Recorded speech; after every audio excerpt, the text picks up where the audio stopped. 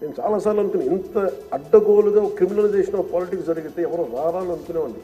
నేను ఎప్పుడు ఒకటే నమ్మాను, సైంటిఫిక్ మన న్యూటన్స్ థర్డ్లో for every action there is an equal and opposite reaction. అలాగే కర్మ ఎవరిని వదలదు. మిమ్మల్ని ఎవరైతే మీకు అడుగు పెట్టనివ్వం, మీ నియోజకవర్గంలో మిమ్మల్ని అడుగు పెట్టనివ్వం, మిమ్మల్ని అడుగు పెట్టనివ్వం అని చెప్పి ఛాలెంజ్ చేసిన వాళ్ళు ఈరోజు అడుగు పెట్టలేకపోయారు.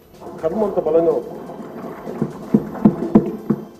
56,777 ఓట్లతోటి దాదాపు 59.80% ఓట్లతోటి గెలిచి మీరు ఎమ్మెల్యేకి వచ్చారు గుండి నియోజకవర్గం.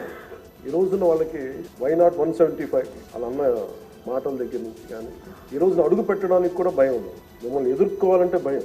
ఎందుకు మనం వ్యవస్థల్ని కాపాడాలి, ఎందుకు రూల్స్ పాటించాలి అంటే మనిషి అధికారం మదం ఎక్కి అహంకారంతో ఉంటే ప్రకృతిలో ఏమీ జరగదు, ఏమీ అనుకోవడానికి లేదు.